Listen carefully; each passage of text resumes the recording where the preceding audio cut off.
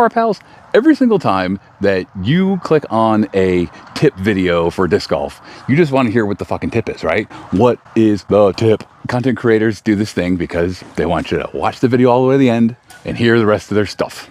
I'm going to cut to the chase. We're going to get right to the number one tip. We're going to get right to the tip right now. I'm going to stop talking. Let's get to the tip. Owen? All right, Owen, we know you as one of the best putters, male or female, in the game right now, maybe the best. What's something that you can give to somebody working on their putting stroke that would help them hit more putts? Maybe outside circle 2 or inside circle 2. Outside circle 1. That's very confusing. Just keep practicing every day. Bring your putter out there, putting. Doesn't matter anybody tell you how the tip is. It's all about you. It's come from you. You work hard, you putt good. Love it. That's right. You practice every day. You do the work, you're going to be good at putting. That's what Owen's saying. Her number one tip, practice. It comes from you. That is actually the best statement in all of the things that Owen said there. Figure your own shit out. You can get a tip. If you don't get up and employ that tip and try it, you're not practicing. You're not trying. Practice means trying. You're trying to get better. You're trying to make an improvement. I made a couple of videos about this. I kind of bait everybody into clicking on it. It's like, this is the best putting tip. And it's practice. The way that I determined my staggered stance spin putt and some of my other stances and some of my other approaches to putting, I'm a cafeteria putter.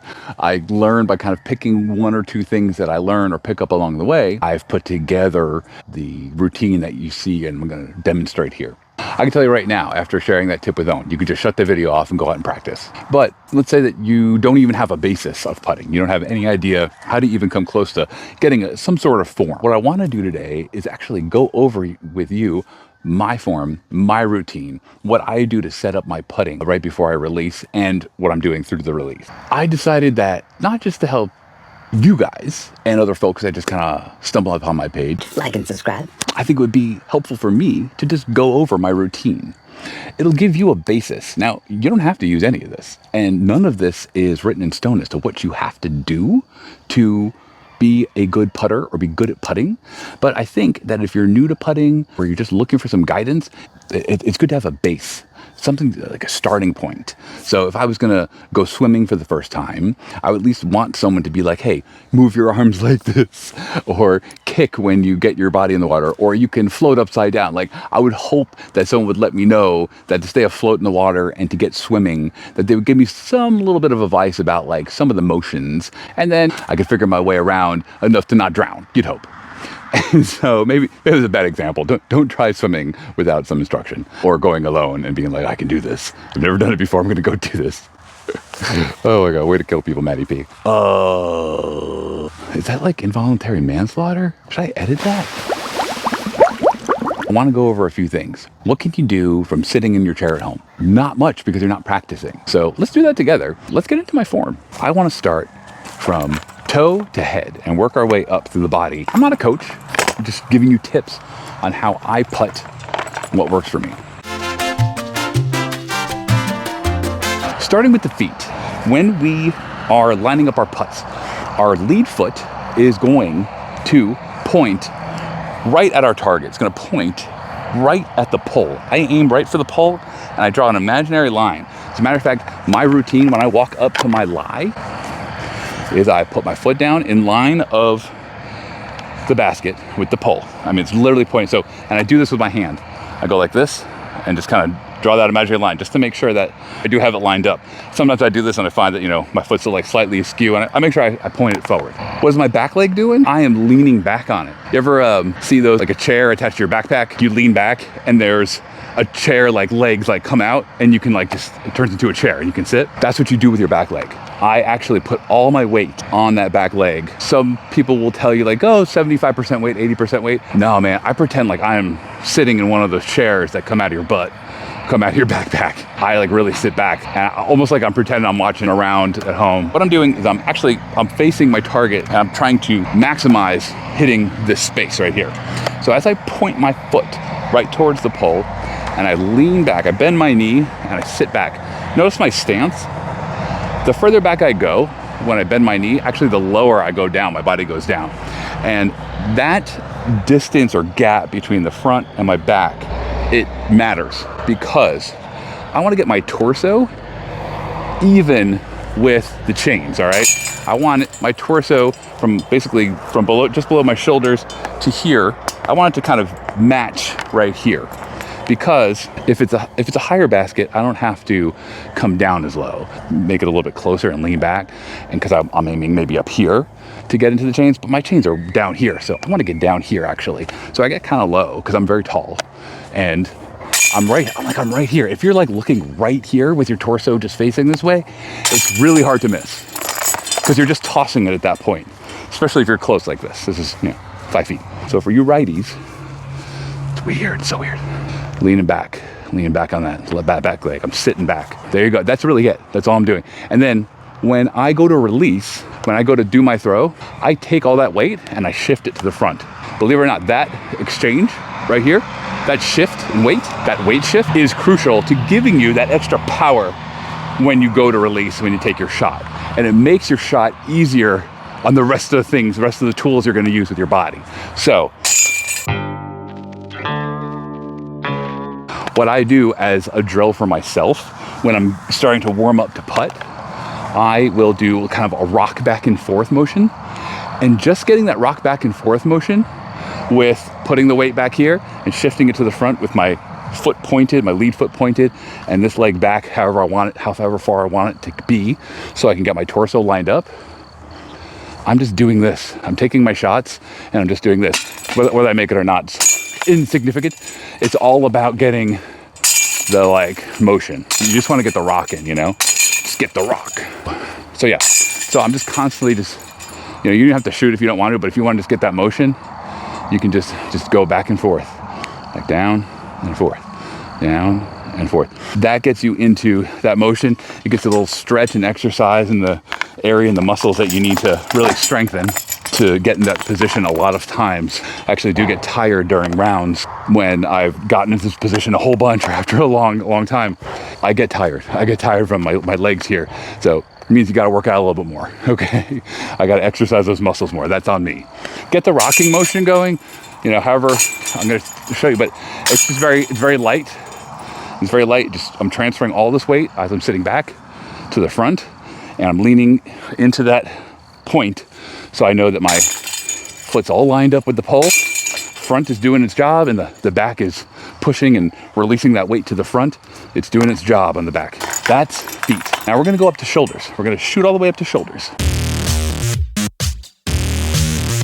I did this entire lesson yesterday. I covered all my knowledge of putting from beginning to end, from plastics and hyzers and anhyzers and releases and C2s. I did a whole thing, and my mic was off. I had some really good putts though. I might share that later. Who cares? Who cares? No one could hear me. I gave all this good advice too. It gave me some practice for today. Content problems. Shoulders, right? When you face your target, you're already facing your target by putting that lead foot down. For your righties, putting that lead foot down. And when your shoulders are off to the side, not a good idea. Not recommended. Not everybody, not the pros don't do this. I do this, okay? Maybe some pros do it. I don't know. This is how I do it, okay? I square my shoulders with my target. And again, it's kind of like getting low and getting my torso down to get right with the chains, get right and even with the chains. When I'm doing that, this is hard. I'm doing lefty side. So when I'm doing that, I'm not putting I'm not leaning down and not putting like this. I am this way. I am facing, if you guys are the pole, my front is lined up, I'm leaning back, and my shoulders are square. My shoulders are facing y'all. It's facing the basket, facing the chains. And I'm down here with the chains. We're hanging out together. We're seeing eye to eye. Me and the chains, we're like,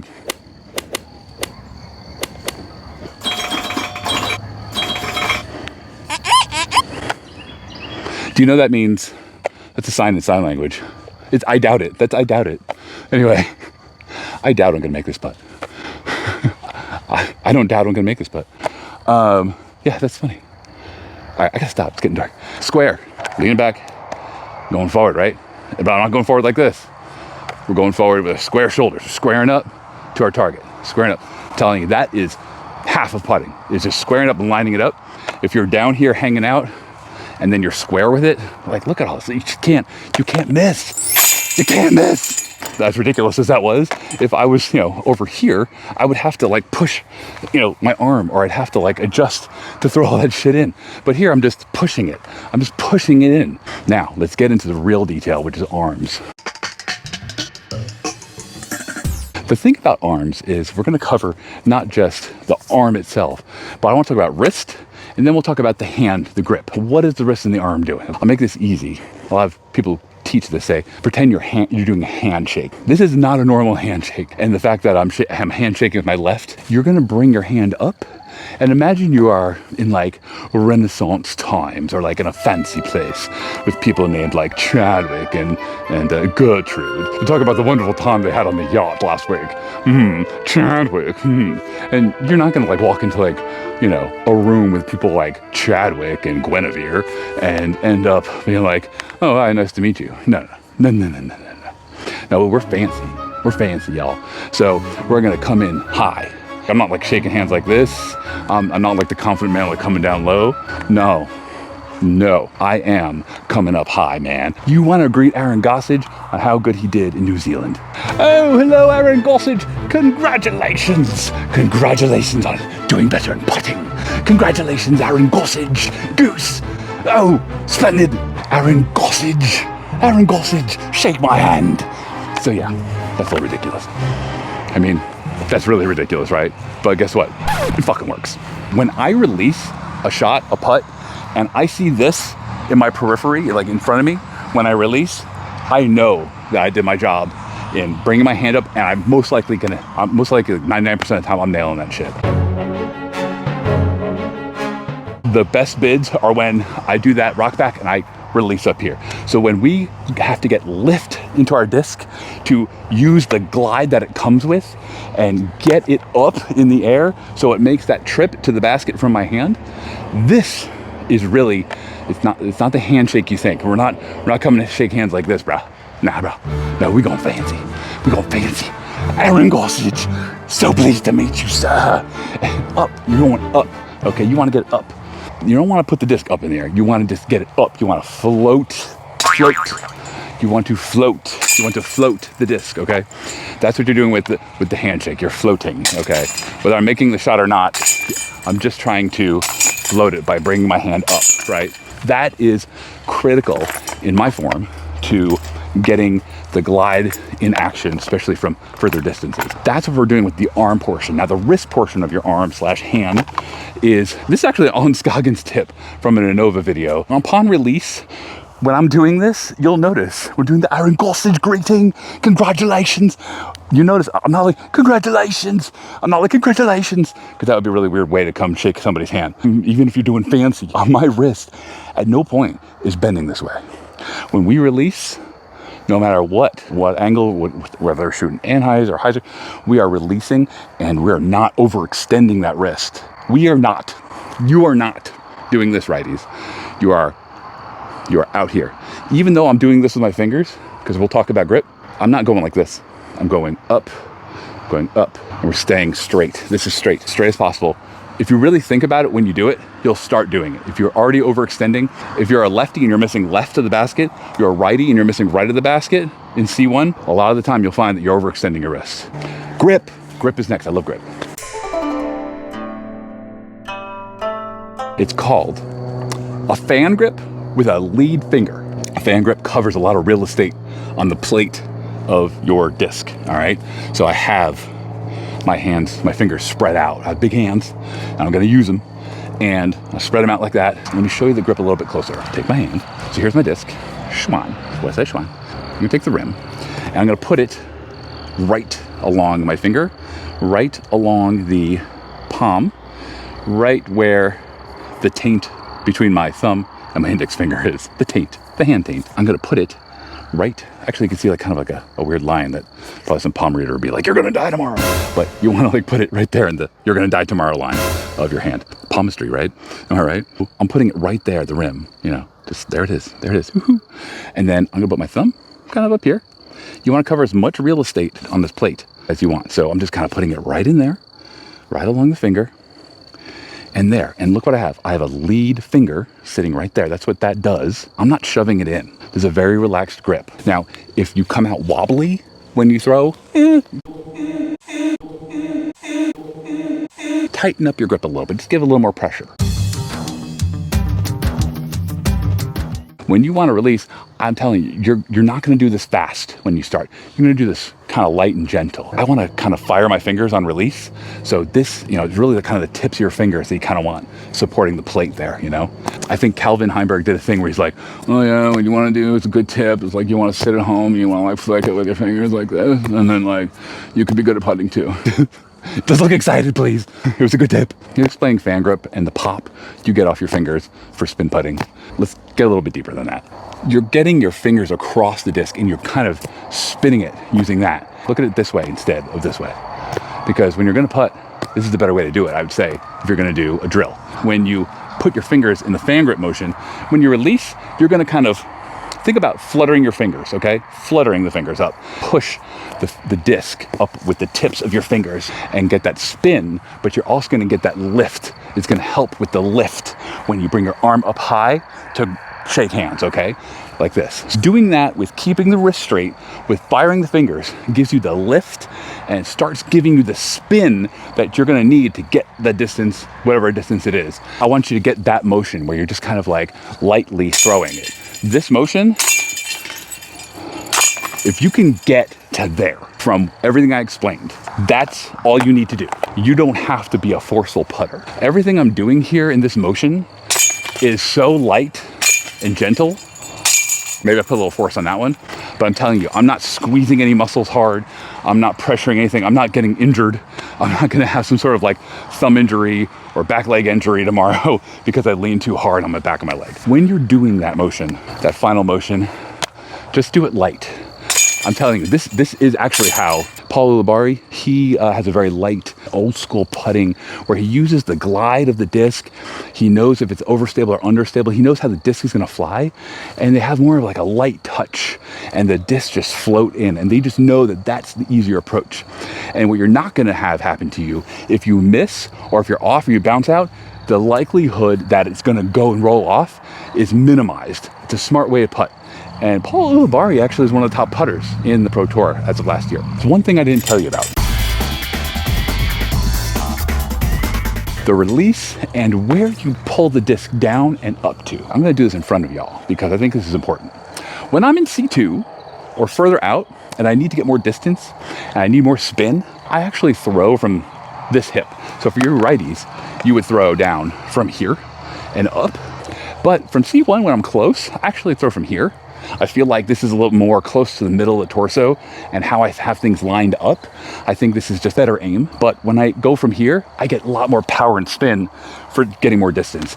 And I find I'm getting way more success. That was something I got from watching Isaac and Ezra Robinson. I noticed that they're pulling, almost like pulling a sword out of its sheath, coming at something from a far distance to try and get in from a far distance.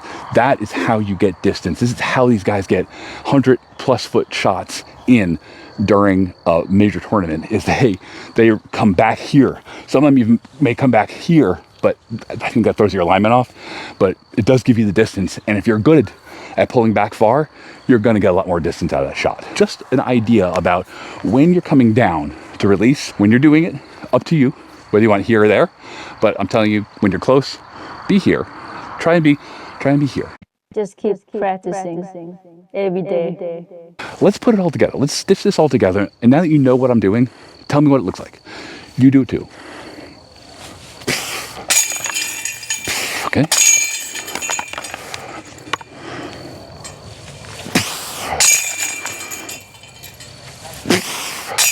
Ooh, mister.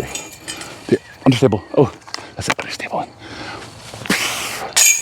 Okay, let's keep going back.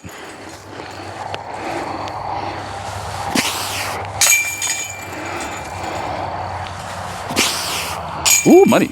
I'm on today. Let me do some distance shots. Let's see some C2 stuff. Here's edge of circle. Okay, look. Don't need no fancy tables. We don't need no fancy tables. Okay. And this is further out. Okay. So as I'm missing, I'm also readjusting. So I missed left. I missed off the top. So make the adjustment. That was an overstable disc. It faded. Understable. So I'm overshooting. I notice I'm not getting down enough. Let me get lower. Aim up. Closer. Understable putter. Gonna get down. There we go. Overstable. Harp. Harp. Money. Overstable hammer. Almost money. See the adjustments though? This is a zone. Overstable. Gonna aim a little more to the left and a little bit above the basket. Boom. I feel it out of my hand. Once you start feeling it out of your hand, that's when you know you got your form down. It may not be this form. It's something though. Overstable, devil hawk. Ooh. Let's go back a little further. I'm gonna take the shot, but I'm gonna go down low, okay? I'm gonna come up a little bit higher, jump putt it. Oh, so close. Profit by mint. Mint. Oh, money. This is a weird Yakun disc called the Tiger, I think, or the Claws. I don't know. A little overstable. Yeah, money. Oh, come on. The Luna. Yeah, it's money. Come on. Oh, so close. But notice how far I'm missing.